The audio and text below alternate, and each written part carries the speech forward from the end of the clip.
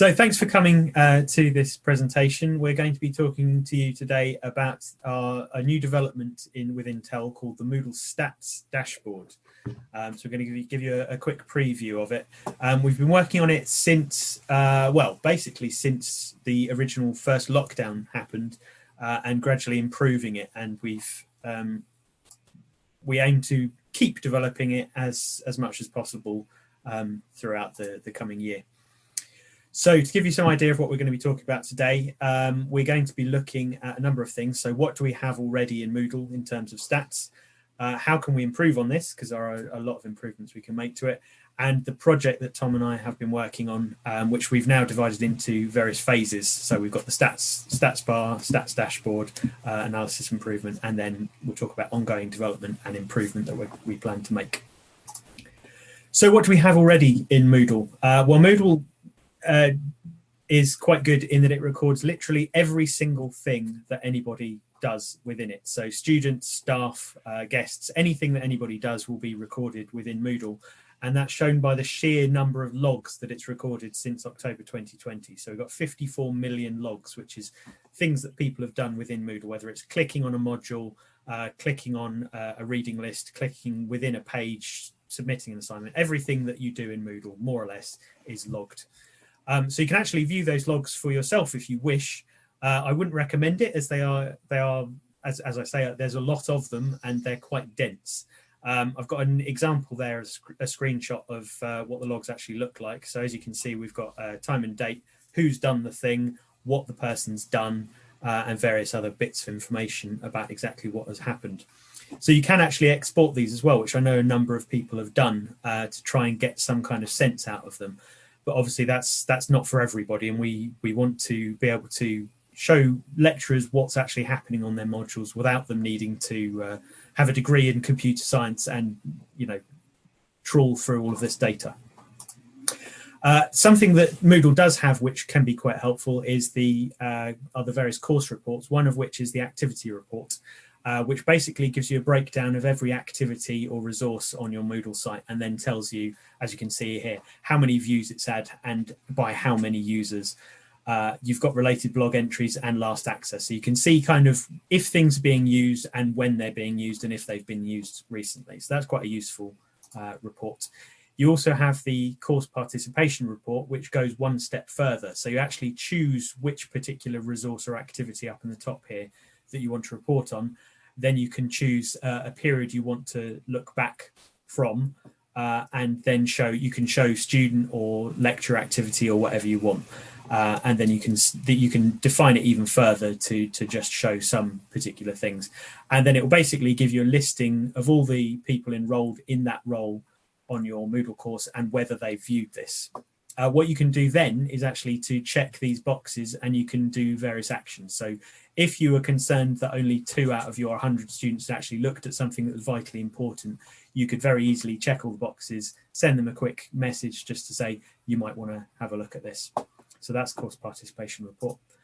There's course statistics, which is probably the most pretty of the Moodle built-in reports, which basically just gives you an activity graph over time. So you can choose what time period it is, and it will give you the activity that various roles, so student, lecturer, guest, have had over that time period, which is kind of useful if you want to get a broad, well, it's quite reassuring if you want to know that someone's actually been looking at your module.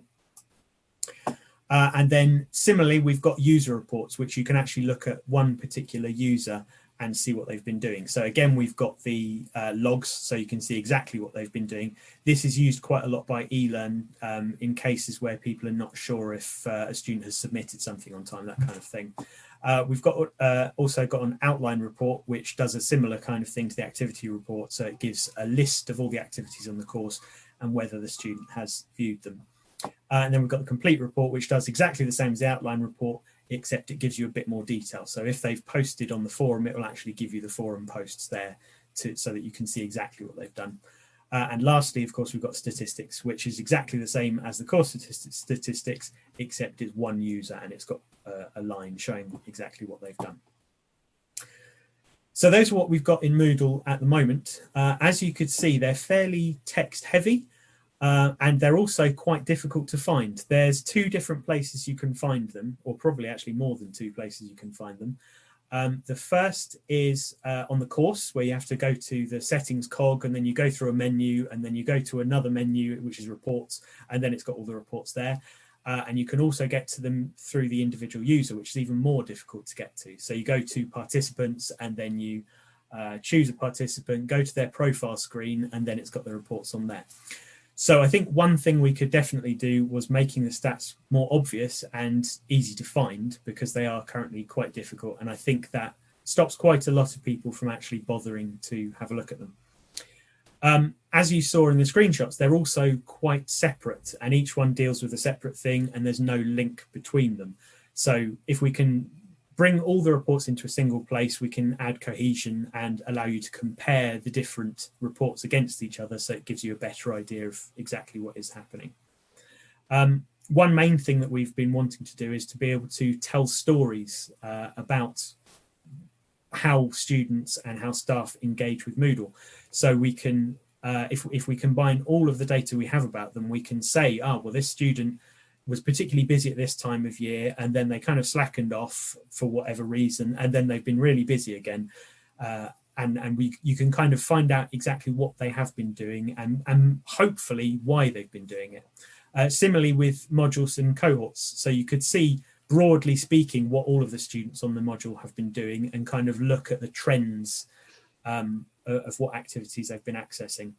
And with modules, obviously, you can see what parts of a module have been most useful to a student at what time of the year. So it might aid the kind of design of the course by just looking at what's already happened and seeing if you can improve it in that way.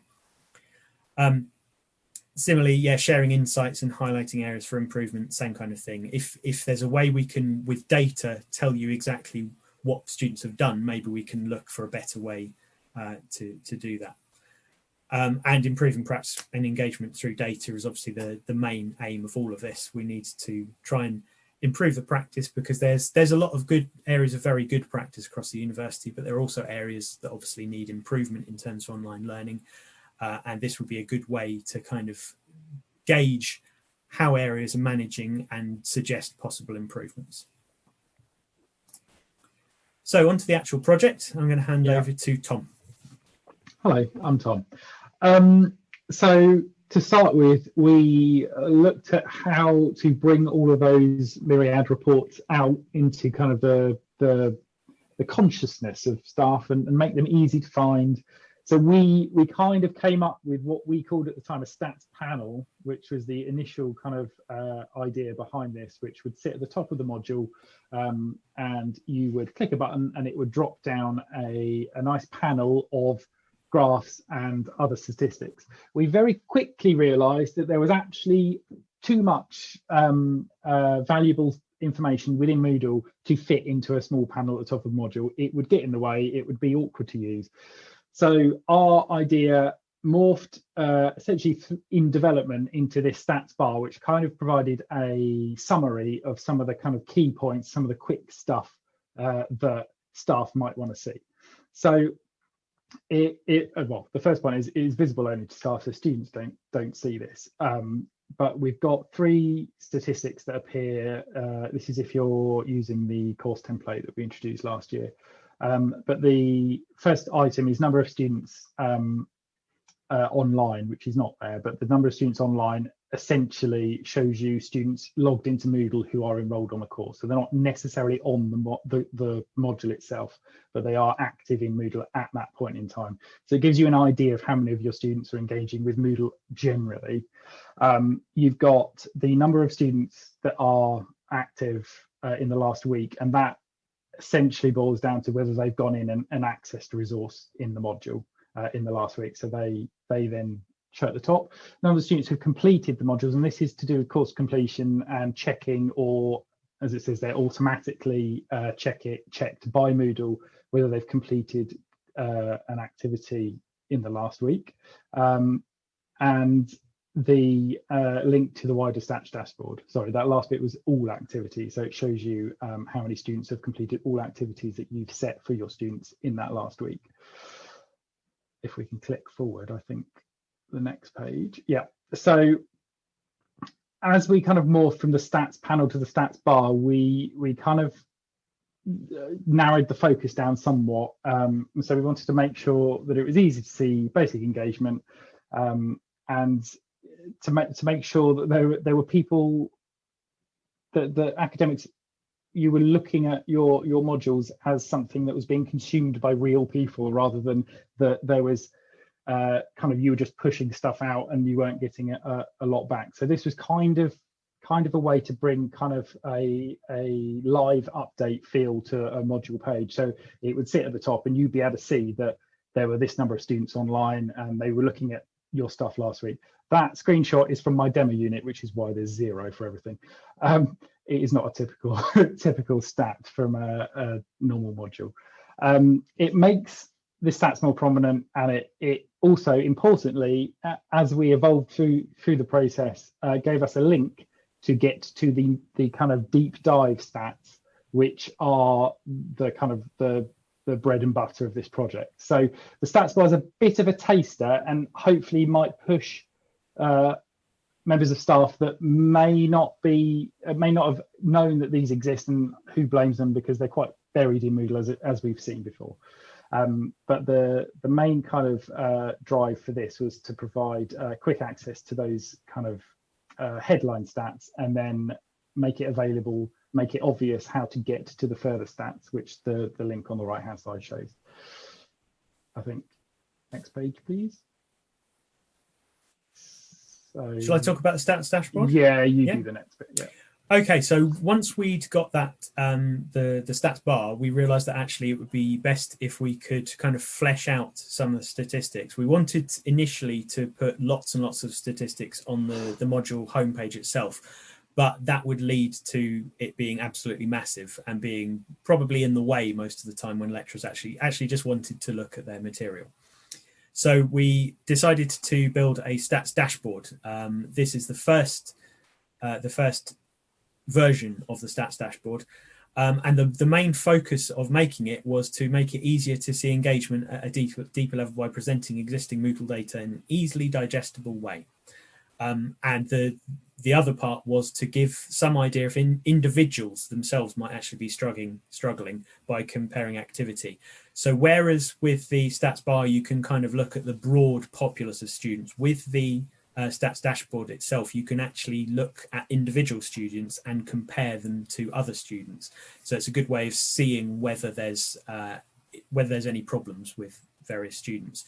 It's important to say actually that we've also been working with IS on a similar project but separate, which is a stats dashboard which they're going to be hosting, which is in some way linked to the personal tutoring portal. That will give stats across Moodle and also things like library attendance, library information, attendance information, that kind of thing. So that's going to be a kind of the official route that people can use, which is why in the stats dashboard we wanted to kind of turn it round a bit and not make it just about engagement, but also to make it about improving practice. So here is the stats dashboard itself. So don't worry about looking really closely. I've got some more screenshots which are a bit closer up. This is just to kind of give you the broad overview. And as you can see, compared to the Moodle stats pages, which are quite text heavy and table heavy, we've tried to incorporate various graphs to make this look a bit more interesting and to kind of grab people and say, hey, stats can be interesting too. So this is the top of the stats dashboard. This is the overview page of the stats dashboard. So this gives you a broad kind of overview of what's happening in the module. We've just incorporated the stats bar information into the top as well, just to kind of it's nice to have it all in one place. And then we've got the different reports in little panels down here.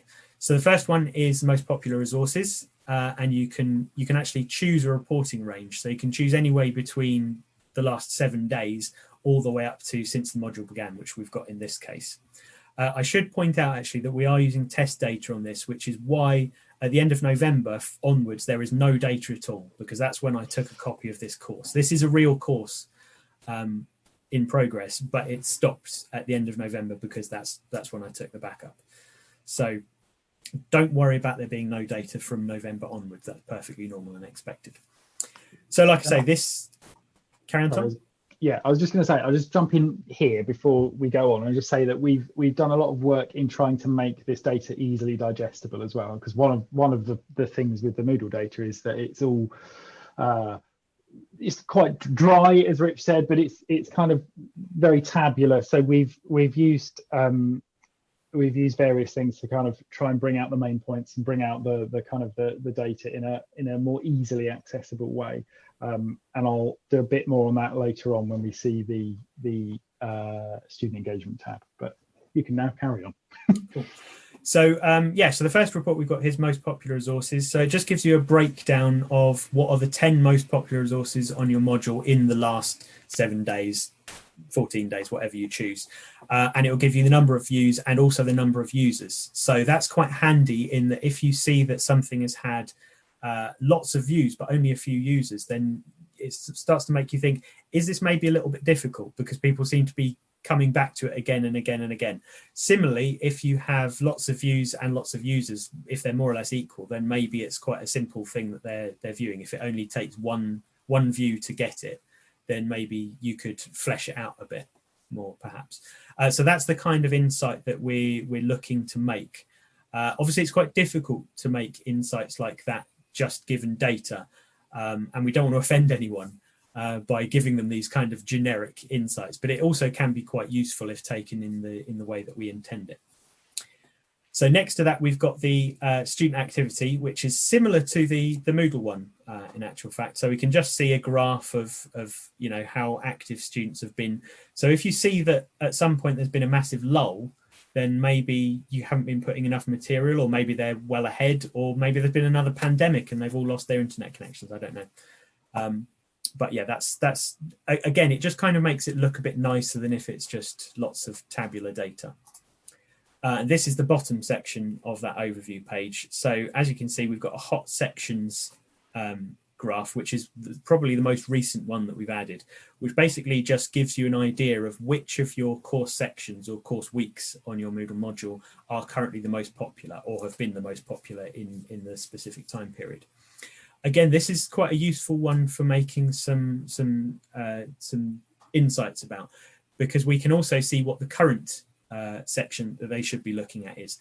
So maybe if we find that there's been a lot of activity recently on older sections, maybe we could make an insight and say, well, perhaps people are struggling with some of those earlier concepts and you need to revisit them in your current work. Similarly, if you find that everyone's skipping ahead, I mean, that's great. It's great if students are skipping ahead, but maybe you could consider why they're skipping ahead and maybe move some of the content around to spread it more evenly. That's just some ideas of possible insights that we can do. I think what we want to do with providing insights, and there is an example again on the student engagement tab later on, but the what we want to do is kind of gently push you guys to kind of think about what might be the cause of it, rather than as the kind of default Moodle data is presented as, here is all your data, this has happened. What we want to do is infer a very small amount and not overstep the mark with a kind of an automatic suggestion, but infer something from the data and suggest why that might be and what steps you could take to address what we might perceive as an issue in some of the data that we found. I think that's probably the best way to. Yeah, that's the bit that's missing if you look at the Moodle reports, because the Moodle reports are literally just data. Here's a load of data. It doesn't give you, unless you spend a lot of time looking at it, you won't really learn much from it, which is the bit that we're kind of hoping to fill. And yeah, and it's obviously, especially at the moment, there's staff haven't got a lot of time to do a lot of in-depth analysis of this data. So if we can do a little bit to bring some of that out and even just prompt some I guess thinking about the data, then I guess this is a good thing. Right. And the last one on this is the student weekly access, which just shows you what percentage of students have access to your module over the last however many weeks. So it just gives you some idea if students are actually all engaging or how many students are engaging. It's just a nice kind of barometer of student access. So the next tab on the stats dashboard is devoted entirely to Panopto, as Panopto is particularly useful at the moment, and we've had almost 1 million views on it so far since we got it installed, which is very impressive, and I think demonstrates just how important Panopto is to us currently, all being off campus. So Panopto itself actually gives some very good statistics, but they're somewhat buried within Panopto, so you have to log in and go to your videos and find where the statistics are. So we wanted to kind of give people just a taste of how well viewed their videos are. So here's a list of the videos that are on this module, and you can see what percentage of students have viewed them. So you can say 0 out of 10 users have viewed this video, and the average view duration obviously is 0. Whereas this one's been viewed by 7 out of 10, and 79% is the view duration. So you can see that when students do view it, they do view most of it. They view nearly 80% of it when they do view it. And then if you click viewer statistics, it will give you a drop down showing you which particular students have viewed it and also which haven't viewed it, although that's not working at the moment. So that's just a really useful way of getting some basic information about Panopto. Because it's all very well to say, oh, well, you need to use Panopto, and people make all their videos in Panopto, but do they know if people are actually watching them? Well, luckily now we've got an easy way of saying, yes, people are watching them, or indeed, no, people are not watching them. Over on the side here, we've got the beginnings of the kind of insight process. So we've got a little summary here showing how many videos you've got on your module, and also the percentage viewed. So 2 out of 3 of these videos have been viewed. Now, underneath it, we've got an action point, which basically just gives you a little hint as to what might be going on. So in this case, it says your module contains only 3 Panopto videos. You could see increased engagement if you add more videos where your content allows. So that's the kind of beginnings of this idea that we can give insights. We could also do similar things like if you've got lots of videos, but they're all very long, and your view duration is very low, it might suggest that maybe your videos are too long for students to watch, and actually it would be better if you kind of chop them up into chunks. Of course, this then also gives us a great way of linking off to various training sessions, help documents, that kind of thing.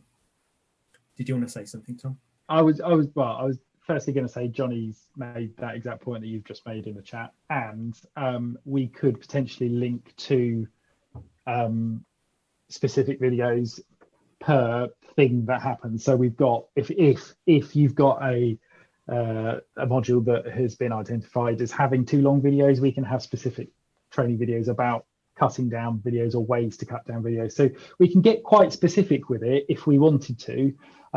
What we don't want to do, as we said right at the beginning, is kind of overstep the mark or get so specific we end up giving kind of bad advice via these automated kind of action points. I think we're going to change the name to insights because it sounds better. But what we don't want to do is make it offensive to anyone or ridiculous in the same way, because we don't want it to say something stupid and then people never look at it again. So honestly, we'll say at the end, but any kind of feedback anyone's got on what we could say, things that we might want to highlight here, would be great, because the more people we involve in this, the less offensive we'll be.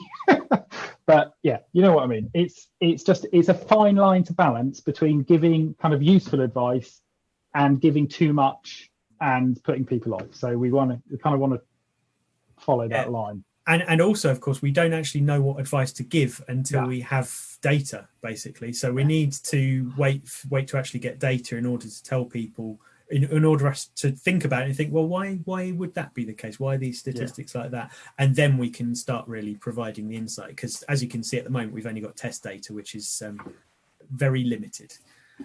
Yeah. One thing to consider, sorry if I can jump in, is this going to be academic-led in the sense that academics are going to come to OCDs and technical staff and say, here's my data, what should I do to improve it? And thus then we can give advice. Or are we as online course developers, etc., saying, Right, well, we've had a look at your site and we can make some improvements here, and here. How would you like to go about it? What do you want to do first? Things like that. Where do you see the accent in that, like where the focus? I think it'd be a bit of both, surely. I mean, the stats, we've kind of arranged this as easily as accessible as possible. And to be honest with you, it's always the anticipation that OCDs will look at this, but also so will staff. I mean, I've always had it in my head that staff will be looking at this about their own modules. One of the reasons we wanted to give these kind of insight, action point, whatever you want to call them, type things was to provide at least a rudimentary kind of starting point to staff that might not understand why as you mentioned in the chat earlier, Johnny, why a long video isn't being viewed all the way to the end.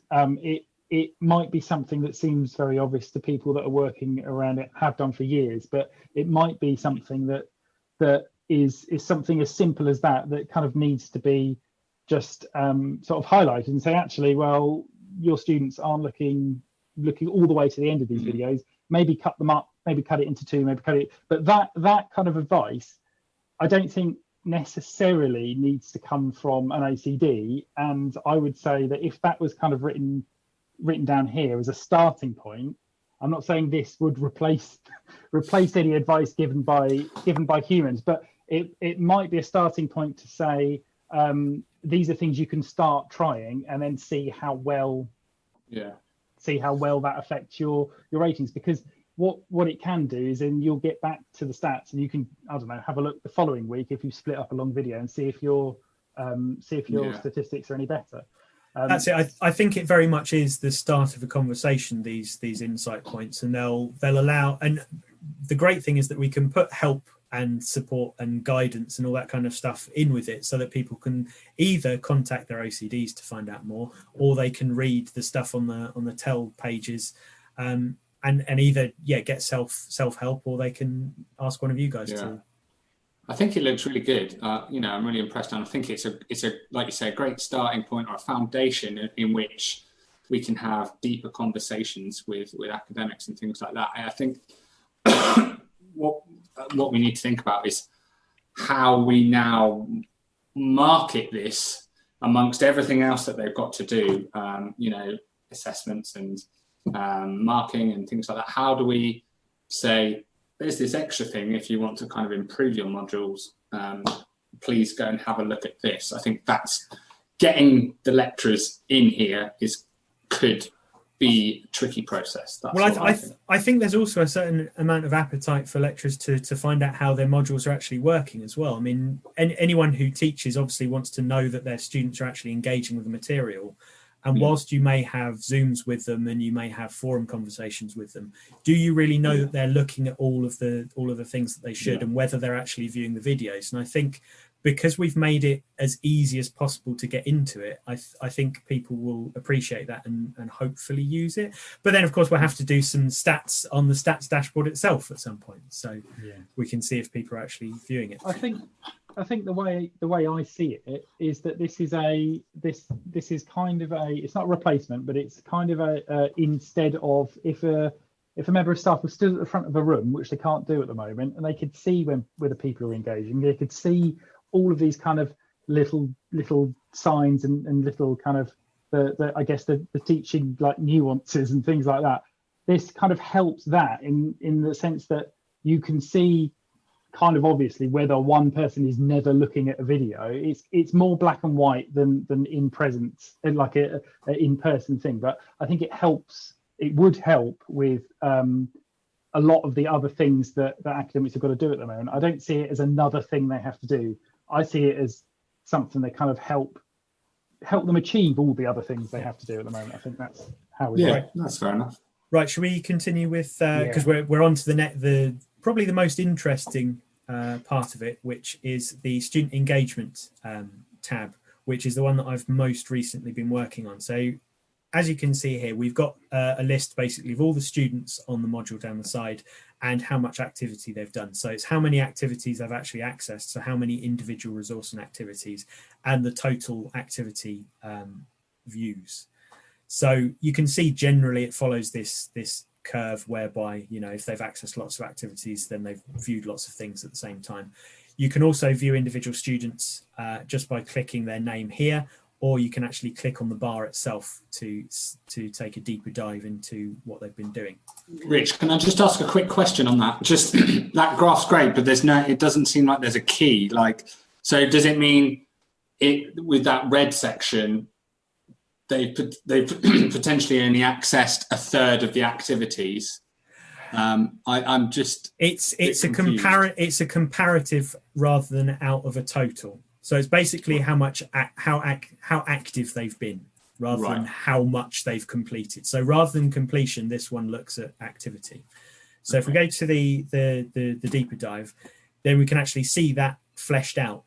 So you can see we've got a nice graph showing their activity over the last period, and we plan to change it so that you can choose a period, so you can look over the last week, over the last month, over the last 3 months, whatever. And it also compares it against the average student. So you can see the grey dotted line there is actually the average of all students on your module. So you can see this student has been massively overachieving versus all the other students, all the way until we have no more data. So that's kind of really useful just to kind of benchmark them against other students. On the other side, we've got what they've actually done in that period. So you can see all of the activities on the module, and then you can see which section, how many activities in each section they've done. So module information, they've done 1 out of 2. And you can see they haven't looked at announcements, but they have looked at reading list. And you can follow it through all the way through all the sections of the module to see exactly what they've looked at, how many times they've viewed it, and when they last viewed it. So if you see that someone has looked at everything very early on and then never looked at anything ever again, maybe there's something you need to say to that student about, you know, continual access to the module. Or similarly, if someone looks at things very late on, maybe they're struggling to catch up and maybe they need some kind of chat with you about what they can do to catch up. And again, you've got the Panopto view. So this is just for this particular student. So you'll be able to see the full list of videos on your module and whether they've watched them and how much of them they've watched. So it kind of gives you a nice overview of exactly how the student is engaging with the module.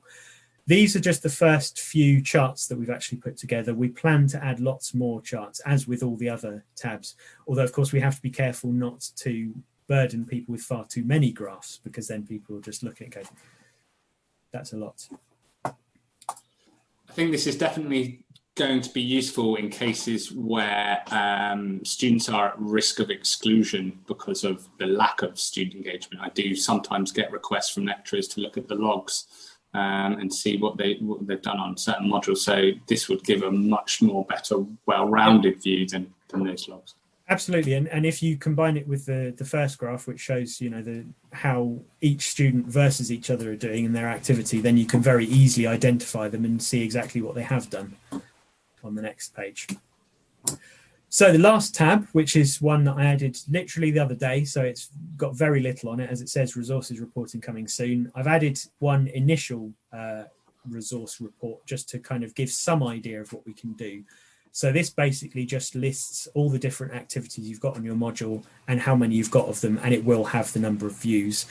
We can then further break that down into the actual resources, so you can see which are the most popular books or which are the most popular LTI links that you've got, and then do a bit more analysis on those resources. So, for example, if you've got a book is composed of lots of different chapters and pages.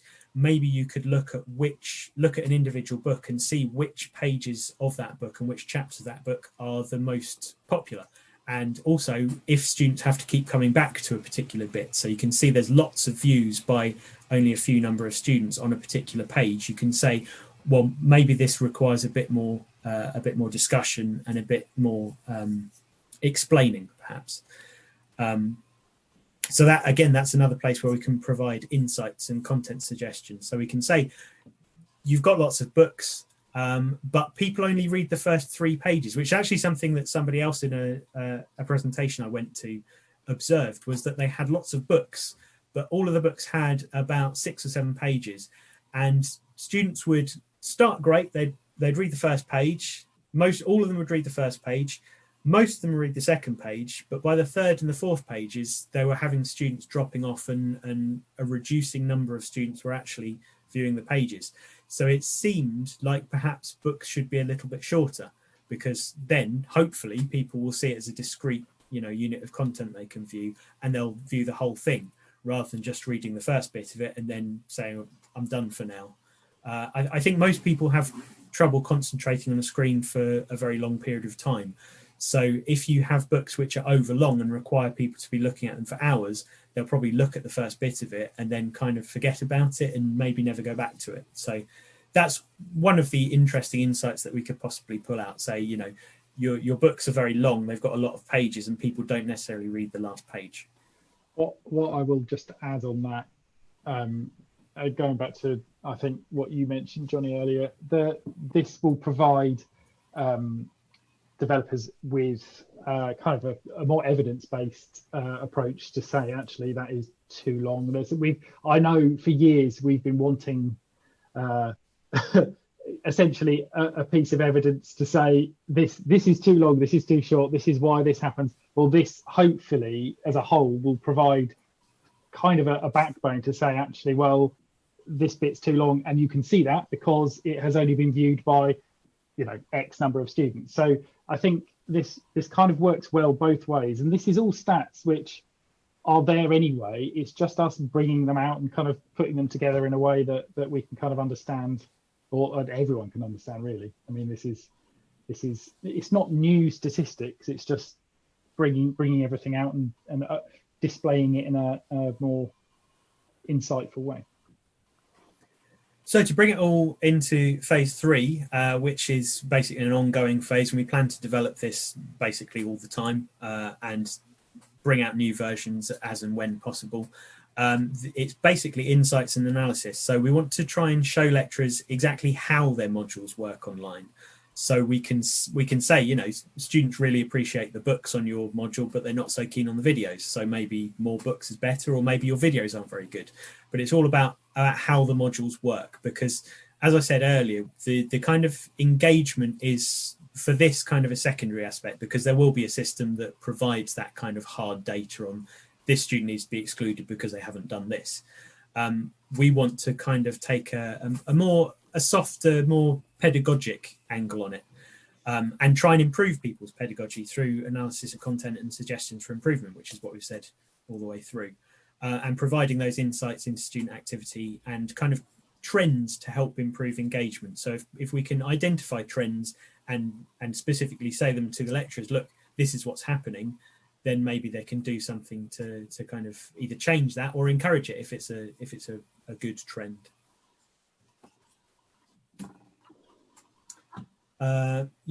Development continue throughout the year. There's going to be a suggestions link in the dashboard itself. So if someone has a dying wish to they really want a particular bit of information about what students are doing, then by all means they can share it with us, and hopefully we can fulfill that requirement and let everyone benefit from that information. So we aim to be driven both by pedagogic research and also by user requests. And indeed, if any of you have any comments, suggestions, requests, then please do get in touch. One thing I was going to ask is, are all of these stats downloadable into a PDF or something like that? They will be, yes. That's part of it. Yeah, we will. Cool. We will do that. Just a couple of questions. I'm on the teaching staff, and this would be incredibly useful, but I think probably at the moment both the online developers and the teaching staff are sort of fairly bogged down at the moment, and I think I'm always fearful that this type of information is absolutely fabulous and also incredibly useful, but I think if there's not a mandate, or if there's no if it doesn't come from above to say that online developers and teaching staff should be working together to be able to be making suggestions both during the current delivery of the module and also for future, it's something that gets pushed to the side, which saddens me a lot, because I think this is incredibly useful information. But I think because we're not in normal times at the moment, our workloads are pretty excessive as it is. And I think if there was to be a coming together of the online developer and the teaching staff, it would be far more effective to be able to take it from A to B. That's my personal opinion, because I think what you've done is fantastic. So may I just ask a couple of questions about it? But I would love you to put that into practice, to make sure that, you know, they're both online developers and the teaching staff are working together on this. I don't know how many other teaching staff are on board with, have come in today, but maybe they think the same. So just on my shopping list, forgive me, I'm waffling a bit. How do you actually make this go live? Does it go live when your module goes live? Yeah, you basically, that stats bar that we showed you in the beginning, that's the kind of jumping off point, and that's available on every single module and course site. Okay, so if my module kicks off on the 8th of February, that's when it will become live? Yes. Fine, okay. Does it pick up, you talked about Panopto, does it pick up the uses of LinkedIn or YouTube videos? No, we don't have any way of getting that data. But we possibly could look at what embedded content you've got and look at it that way possibly. But that would be something we'd have to do further on, I think, because we've got so much data in Moodle itself. It's quite difficult to then add extra bits on as well. But we could certainly look at that kind of thing, yeah. I just wondered, because I do populate mine with quite a few LinkedIn videos, that is very much what the university are suggesting with our us purchasing these LinkedIn videos. So I just wondered on that. Yeah, that's actually coming back to that. That is worth. I might have a chat to IS about that and see if we can get some way of getting the statistics out. And I mean, I don't know what the statistics look like, but if we can incorporate them, then I think that'd be really useful. Yeah. Mm-hmm. Yeah, I think especially as it does come out from the university that we should be using them. Yeah. Reading material, you said it picks up. Does it pick up the digitized books only? Does it pick up any material saying that somebody's gone into the library and accessed one of the prescribed books on your module? We don't have anything from the reading lists itself in Moodle. There's the development that IS are working on, but I think that's purely based upon swipe card data into the library. That may also include borrowing. I have no idea about that, but unfortunately that's not something that we have access to. So we can see that someone's looked at a reading list, but once they actually go into Tallis, we don't know anything about what they've done, unfortunately. Okay, so it's at the moment it's a bit of a broad brush on that. Mm-hmm. Yeah. Okay. You showed us the student engagement tab, and you said that it can show which students have been engaging or not. Can you do this by not just by the module? Can you do this by the seminar group? Say, for instance, like one of my units got 120 students. Say we've got 20 in each. It would be great to break it down by the seminar group so that the seminar tutors can see who's engaging. Because that's a really good idea. Yeah. I assume they've been put into groups inside Moodle, your Moodle module. Yeah.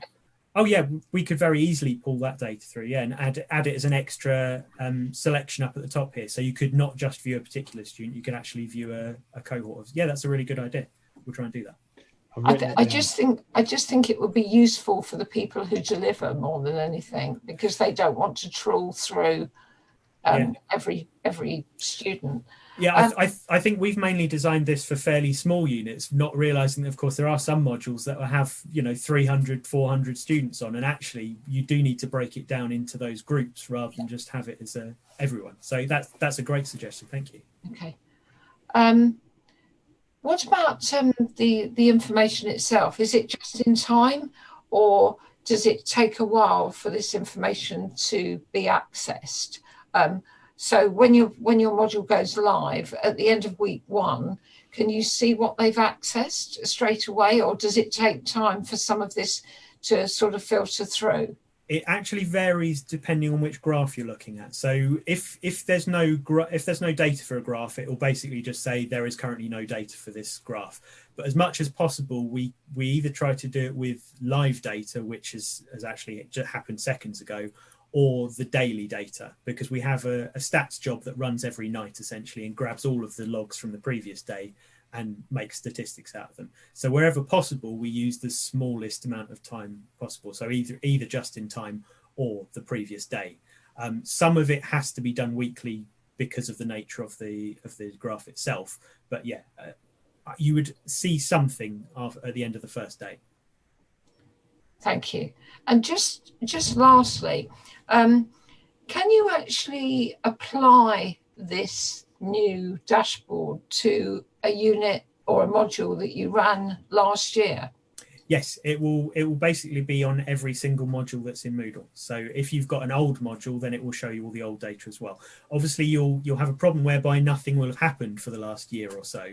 But if you ignore that, then yeah, you'll be able to see what's happening. Right. So you could actually look at some historical stuff and say, right, okay, this guy got a distinction. Let's just have a look at his or her engagement throughout the year. Yeah, I think that's a really good way of using it. Yeah. Yeah. Okay. Thank you. Thank you.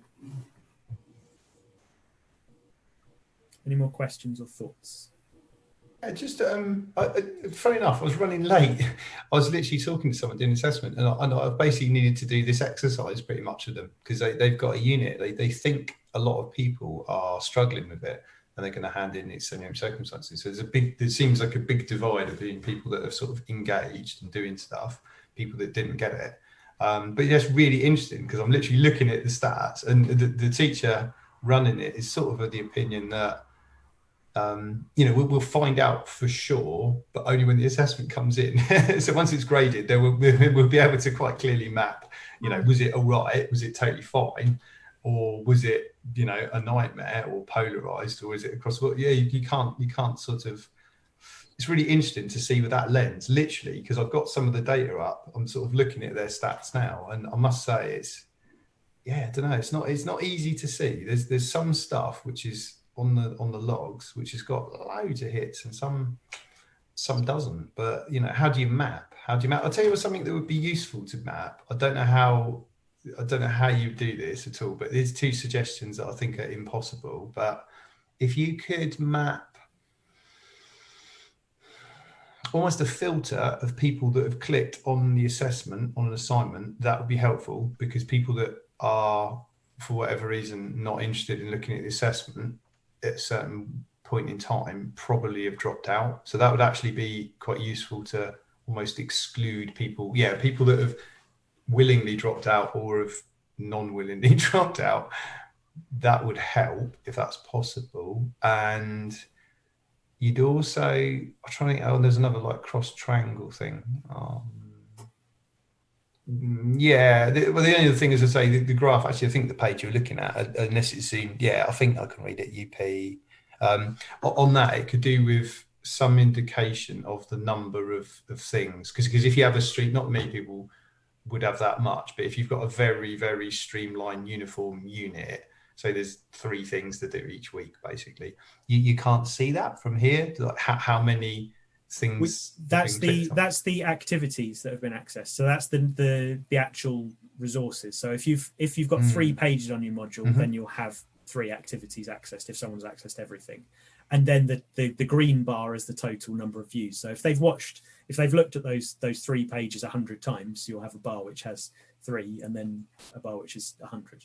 That's fine, but there's no key for the pink bit. So that the top person, that doesn't show me if they've looked at every activity on there or only a third. Yes, again, it's not about, this one's not about completion, this is about relative, to the other students, so that you can see broadly what the average student is doing, and then who's not doing that, and then who's doing much more than that. I think in the case I've just worked with, though, I think on this page, this is the page that would show you not the individual student actually, but the overall cohort would be more meaningful to see, sort of, basically see how many people are engaged. What percentage of the unit or what sort of group have looked at everything, what group have looked at enough, and what looked at not enough. But maybe like a pie chart or something. Yeah, you could drill down. The individual drilling downs is probably more important for engagement, because then the 3 or 4 at the bottom probably all do an email. You all right? How can we help? These are the wellbeing services. That should have been highlighted. They should have been contacted before this point at the end. But the middle ground, I don't know how I read that they've basically looked at more or less everything or not. Yes, this is something that I wanted to do actually, and it's something I've been looking at, but like you say, it's quite difficult to represent. So I'm kind of trying to work out what the best way of representing it is. So yeah, it's definitely on my radar to do in terms of how many of the basically completion of everything. Yeah. Oh, I know the thing. I know what I was going to say. I know how to do it, but not that anyone would make it. Can you also make this page or like a filter to show just completion tracking activity? Because then if you highlight stuff that's just got completion tracking on, if someone's actually, not that anyone has, but if someone has then curated their site to the mandatory things from extracurricular, then you get a very accurate picture, but otherwise you can't tell. I think we're actually having to move away from completion. We started using completion, but because there's very low uptake of it, and because it's very random whether people actually do click the box. I mean, do students know to click the box? Probably not. So we've decided to move more to a kind of, has the student viewed it? Because that is basically, we know that they viewed it. And so I still think on this page in particular there needs to be some sort of key, because if I get that you're saying that it's relative, but relative to what? Because it with that pink bar is, say, that whole line, so 0 to 100%, the 100% might be underneath that top right submit button. If there was something there, then you could say, well, that student's accessed about 35-40% of the activities, and then I don't know whether you can put in a literal number for the total activity views, or again a kind of a scale where 500 might be the top. Yeah, no, definitely. It's also important for us to say that this is kind of, because this is a development version, we don't have much text on it, so we want to kind of explain some of these graphs a bit more, but we haven't actually put the little boxes in to say this shows you blah blah blah. So that's going to be one of our things that we need to urgently do before we roll this out. This will be available as it more or less as it looks now from February. So at the beginning of the second semester, you'll be able to start using this on your modules and actually see this more in-depth data. What I think we should mention is that these things are liable to change, and we will improve these things as they go along. So it might be that small bits change. We're not going to change everything, so you get used to something and then it all disappears. But we will be improving it as we go along, and things like suggestions that come through might end up tweaking bits and pieces here and there that have existed already. So I just had a cool idea. Just a quick question. Sorry, I was just about to wind it up actually, Justin. But carry on if it's quick. If does it work? And if it does, let's build it. If you had tags on anything in Moodle, if we then made the tag of, I don't know, important or stats or something, that would then let you retrospectively tag whatever key things you think are important in the unit, and then get a report on. That would be super useful as a filter. Actually, that's not a bad idea, because like we've done with the expected completion time, we could have another field in all activities, which is the kind of importance of this particular resource, I guess. We'd have to have a good chat about it, but it's a nice idea. Yeah, if you could kind of weight the importance of different resources, that might give you a better idea and give us a better idea of how we can analyze it essentially. So yeah, that's definitely a worthwhile thing to look at. Right, well, thank you all for coming.